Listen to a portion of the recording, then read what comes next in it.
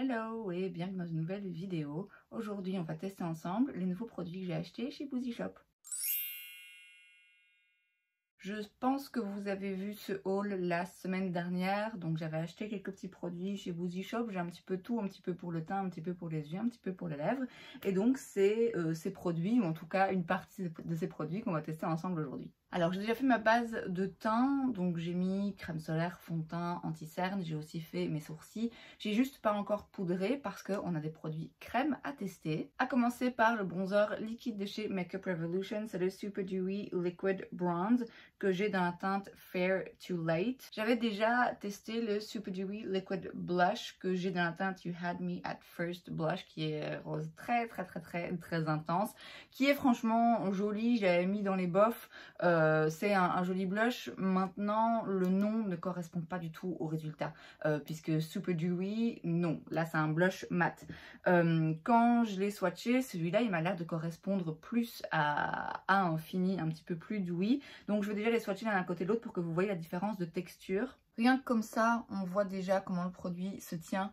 Là on est sur quelque chose de d'un petit peu plus soufflé, et là on est vraiment sur quelque chose de liquide. Et moi je le sens, hein, je le sens aussi quand je travaille le produit. Là oui, là c'est limite un petit peu huileux, alors que là c'est mat et un petit peu oui, un peu mousseux comme ça. Alors c'est vrai que du coup je crains que, vu la texture, ça déplace un petit peu, que ce soit un petit peu trop huileux. Alors vous allez me dire, mais t'es jamais contente, ça tu le trouves trop mat et l'autre trop huileux. C'est pas que je le trouve trop mat, c'est que simplement je trouve que le nom ne correspond pas. Mais là le bronzer, on va voir, mais j'ai l'impression qu'il est quand même un petit peu trop, pas dewy, mais un petit peu trop huileux pour le coup. Donc je vais en mettre un petit peu sur ma palette. Je vais utiliser ce pinceau de chez Sephora parce qu'il est assez précis et aussi assez dense. Et avec ce genre de formulation, je préfère utiliser quelque chose de dense où je viens vraiment tapoter et éviter de trop glisser pour pas aller justement tout faire bouger en dessous. Donc je le mets sur mon pinceau et je viens déjà travailler un petit peu. Et ensuite, je viens sur mon teint. Bon, alors c'est pas hyper visible, mais j'ai pris la teinte claire et là je suis déjà un peu bronzée, encore que comme d'habitude hein, mon visage est beaucoup plus clair que mon corps, donc j'en reprends. J'essaye de tapoter un petit peu pour pas qu'il y ait trop de produits directement, comme je vous dis, un petit peu huileux comme ça qui viennent sur ma joue, pour vraiment bien travailler la texture dans le pinceau en fait. J'ai quand même l'impression que là ça m'a fait un tout petit trou. Après, le fond de teint que je porte c'est l'Accord Parfait Nude de chez L'Oréal. C'est pas un truc hyper couvrant hein. Mais malgré ça, j'ai quand même l'impression de repérer un petit trou. Ça va être plus difficile de repérer les moments où le fond de teint a bougé, parce que c'est pas un truc hyper couvrant où on voit directement la différence. Mais j'ai l'impression que c'est pas hyper uniforme parce que ça a troué un petit peu. Ça a été absorbé et bouffé un petit peu du fond de teint. On va faire une petite dinguerie, mais c'est juste pour le fun et juste pour essayer. De toute façon, je vais nulle part, donc c'est pas bien grave. Je vais en mettre directement comme ça. Ouais, vous voyez, là le problème c'est que j'ai l'impression que ça demande du coup un petit peu plus de travail. Et que ça... J'ai l'impression que ça mange un petit peu en fait. C'est même pas que ça déplace le fond de teint, c'est que vraiment ça l'efface quoi. Oui, ça absorbe un petit peu de la couvrance. Après ça se travaille bien, en tout cas j'ai l'impression. Donc si vous avez absolument rien comme make-up et que vous voulez juste rajouter un petit côté bronzé à votre peau, ça peut être joli. Mais je pense que quand même par-dessus du fond de teint c'est pas l'idéal, parce que ça vient enlever un petit peu de couvrance. Donc écoutez, pour le moment c'est pas mauvais, catastrophique. Je peux pas dire non plus que j'adore les résultats parce que j'ai l'impression que c'est assez irrégulier. Je vous dis hein, que ça a enlevé un petit peu de la couvrance que j'avais, même si c'est vrai que j'en avais pas beaucoup. Et du coup, ouais, c'est pas forcément hyper homogène. Mais le produit en lui-même a pas l'air mauvais. C'est juste que ouais, j'ai l'impression qu'il va pas forcément toujours bien interagir avec les autres. Je vais continuer à le tester, mais pour le moment, c'est pas un coup de cœur. Je viens juste mettre un petit coup de spray chez NYX, c'est le nettoyant vaporisateur On The Spot, parce que je vais réutiliser mon pinceau tout de suite. Donc je viens vite le frotter pour en retirer le plus gros du pigment. C'est un truc qui sèche immédiatement. Hein. Alors, pour le blush, je suis quasiment persuadée que ça va être un flop. Parce que quand je l'ai swatché, je me suis dit, ouf, non, je pense que ça n'ira pas. C'est un blush crème de chez Beauty Creations. C'est le Lip and Cheek Balm dans la teinte Say Less. Alors, je pense qu'en baume pour les lèvres, pourquoi pas. Mais je sais pas si vous voyez le truc là. Mais non. C'est beaucoup, beaucoup trop baume, je pense, à mon goût pour que je puisse utiliser en blush. Et alors... ouais, il se passe pas grand chose à part de nouveau un truc assez baume huileux qui je pense va faire un carnage, mais on va l'essayer quand même. J'ai un autre blush au cas où pour venir rattraper un petit peu le coup. Donc je reprends ce même pinceau qui est maintenant nettoyé. Alors j'hésite pas parce que c'est pas hyper pigmenté, par contre je viens quand même tapoter un petit peu sur ma plaque. Finalement, ça se voit quand même. Ça se voit. Alors, c'est léger et discret, mais on n'est pas obligé d'avoir tous les jours un blush rose pétant ou rouge. Hein. Ma foi, ça se voit quand même.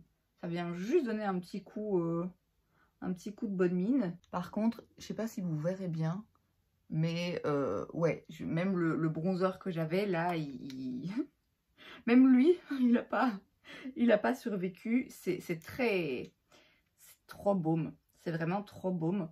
Alors si vous avez la peau hyper sèche et que vous voulez vraiment quelque chose qui soit en plus d'un blush, quelque chose qui ouais, qui vienne hydrater un petit peu vos joues, qui soit agréable à porter et que vous mettez que ça peut être très joli. Mais je pense que quand on met par-dessus quelque chose, ça va jamais bien fonctionner. Hein. Même en termes de sensation, j'ai pas une peau sèche, mais j'ai pas une peau grasse non plus. Et surtout sur les joues, je peux avoir quand même un petit peu de sécheresse, un petit peu de déshydratation plutôt, je dirais. Mais même comme ça, je trouve que... ouais, j'ai l'impression de sentir que j'ai ouais, un baume. C'est vraiment ça, c'est vraiment baume. Ça ressemble vraiment à une texture de baume à lèvres. Et du coup, pour les joues, en ce qui me concerne, c'est pas ma formulation préférée et je vous dis c'est pas celle qui va le mieux s'entendre avec le reste. Là je vois que j'ai vraiment un trou là, un endroit où il se passe plus grand chose. Pareil de ce côté là. Après en termes de couleur, finalement je m'attendais à ce que ce soit inexistant. Ça se voit quand même, c'est très discret, mais encore une fois je suis un peu bronzée. Donc en soi si avec ma carnation habituelle de l'hiver, ça se verrait d'autant plus et ça se voit quand même. Ça donne un petit...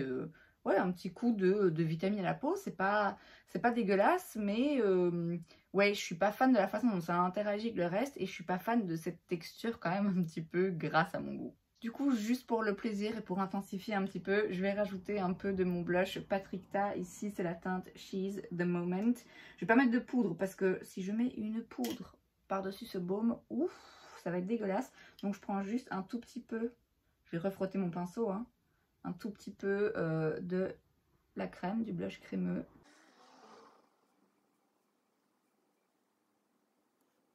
Bon, du coup, je me suis peut-être un petit peu emballée, mais écoutez, quand on aime, on ne compte pas. Je vais replacer mon anti-cerne, qui a un peu bougé, hein, forcément, puisque il n'était pas fixé. Et je vais poudrer tout ça avec ma poudre de chez Givenchy, évidemment.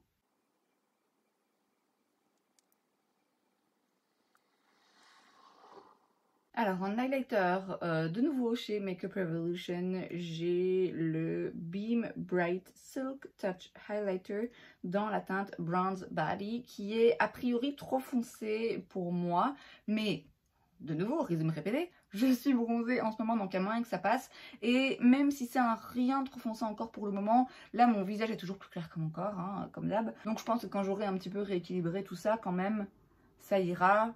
Ouais, je pense que quand même ça passe. Alors peut-être que du coup ça se verra un petit peu de face, mais bon, on va le tester quand même. De toute façon, encore une fois, je vais nulle part. Donc je prends mon pinceau Fan de chez Sigma en collaboration avec Samantha Ravendall. Je tapote bien parce que il a quand même l'air un peu intense. Oui, oui, effectivement, il est intense. Eh ben, je sais pas si je suis fan. Je suis surprise parce qu'en fait la texture comme ça de poudre cuite, je m'attendais à avoir un autre effet que celui que j'ai. En fait là j'ai l'impression que c'est c'est pailleté mais pas d'une jolie façon et je m'attendais pas à ça, je m'attendais vraiment à un effet, effet peau mouillée qu'on peut avoir avec ce genre de poudre et qui, vous voyez, qui glisse sur la peau et qui a vraiment un joli fini qui est assez flatteur. Et là, non, bah ouais, franchement, je pensais que ça allait être, un top en termes de fini et d'effet et que juste j'allais devoir peut-être encore attendre un peu avant de pouvoir l'utiliser sur mon teint. Mais en fait, je sais pas si vous verrez, vous voyez rien, mais ça se distribue pas forcément de façon très harmonieuse. Bon, après, il faut pas oublier que j'ai d'autres produits en dessous que j'ai testé pour la première fois, dont ce baume là qui est un petit peu trop baume. Et même si j'ai la poudre par-dessus, c'est quand même une poudre légère, donc il n'est pas impossible que ce soit les produits qui y a en dessous qui viennent un petit peu changer l'effet que donne l'highlighter. Mais là, comme ça, en première impression, ouais, je suis pas fan. Après, je pourrais essayer aussi un jour avec un autre pinceau. Sceptique, un peu sceptique, à retenter avec d'autres produits en dessous, d'autres outils, etc. Mais pas un coup de cœur immédiat non plus. Alors pour les yeux, j'avais 3 produits. J'avais le Shade Shifter Duochrome Eye Color de chez LA Girl. Moi j'ai pris la teinte Juicy. Et donc ça passe. Moi là il est un peu vert, un peu orange. Vous voyez quelque chose de rouge, donc vraiment rien à voir. Duochrome quoi. On va pas revenir à chaque fois sur l'explication du principe. Mais c'est très joli, hein. L'effet est vraiment là. Ça a l'air très fin aussi. J'aurais bien envie de tenter celui-ci parce que les autres produits que j'ai, ce sont des Shadow Pot de chez Moira dans des couleurs splendides. J'ai pris la teinte Showtime et Fantasy. Je les avais swatchés déjà dans le haul, je vous invite à aller la voir si ça vous intéresse. Mais c'est des produits que je connais déjà, c'est des nouvelles teintes pour moi, mais les produits je les connais, je les adore. Et donc voilà, je suis peut-être moins curieuse de les tester pour le moment. J'ai plus envie d'avoir ce genre de couleur sur mes yeux aujourd'hui, mais dans le but de tester quand même de nouvelles choses, on va tester ce petit produit de chez LA Girl. Alors je vais venir directement avec l'embout. Par contre, pour éviter d'avoir un truc, pourquoi c'est hyper foncé? Je vais venir l'estomper. C'est vraiment très fin, très fluide. Ça se sent pas du tout. Il n'y a pas vraiment de paillettes, hein. C'est vraiment juste des reflets de couleur. Il y a pas, on sent pas de paillettes sous les doigts. On sent pas une texture gel. C'est très léger. Pourquoi est-ce que là, je vois plus le côté des couleurs qui se reflètent, et là j'ai l'impression que c'est gris. Qu'est-ce que c'est que ce délire? Alors je trouve la texture très intéressante parce que je vous dis c'est hyper léger. Là c'est comme si j'avais rien, vraiment je sens rien. Donc à voir si ça sèche et du coup que ça reste bien en place. Bon, c'est vrai que moi la façon dont je l'ai utilisé, du coup on voit plus grand chose parce que je voulais quelque chose de très léger. Faudrait que je vous vois avec différentes lumières parce que là j'ai juste l'impression que c'est pas très homogène et que c'est surtout juste une petite base grise avec un petit peu de reflet. Ça ne fonctionne pas, hein. Aujourd'hui, ça ne fonctionne pas pour moi. C'est très joli hein, quand on le voit comme ça et quand on fait un swatch et qu'on est intense, mais quand on le travaille, alors je pourrais aussi simplement le mettre sur mes yeux avec l'embout sans aller le travailler après et en laissant le truc en plus grosse couche. Mais là aujourd'hui, j'ai pas envie de faire un make-up sur les yeux hyper chargé. Il fait 30 degrés dehors, donc voilà. Mais ouais, je suis de nouveau pas convaincue. Bon, je vais recourber mes cils et mettre un peu de mascara vite fait.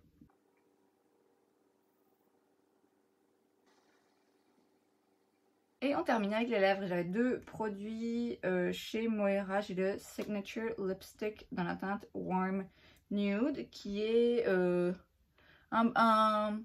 c'est pas un baume à lèvres, c'est quand même un rouge à lèvres parce qu'il y a quand même du pigment, mais dans une texture un petit peu baume comme ça, qui me fait un peu penser à mon Dior, même si du coup en plus intense en termes de pigment. Et puis chez Luna Beauty, j'ai le Lip Gloss dans la teinte Soul, qui est donc un espèce de nude comme ça avec des toutes fines paillettes dorées à l'intérieur. On va peut-être tester les deux. Je vais déjà commencer par le crayon à lèvres. Évidemment, le Plumping Liner de chez Catrice dans la teinte Starring Roll.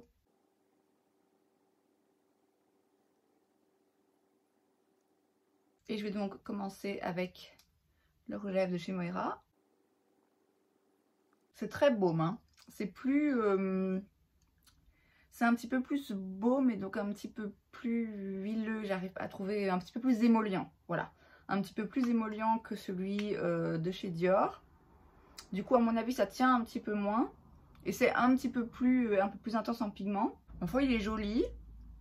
Alors, il a l'air très confortable. Si ce n'est, je vous dis, le fait que peut-être que ça va bouger un petit peu plus rapidement. Mais écoutez, je suis curieuse. J'ai quand même envie de tester le gloss. Donc, je retire vite fait le plus gros du rouge à lèvres. Je remets un tout petit peu de crayon.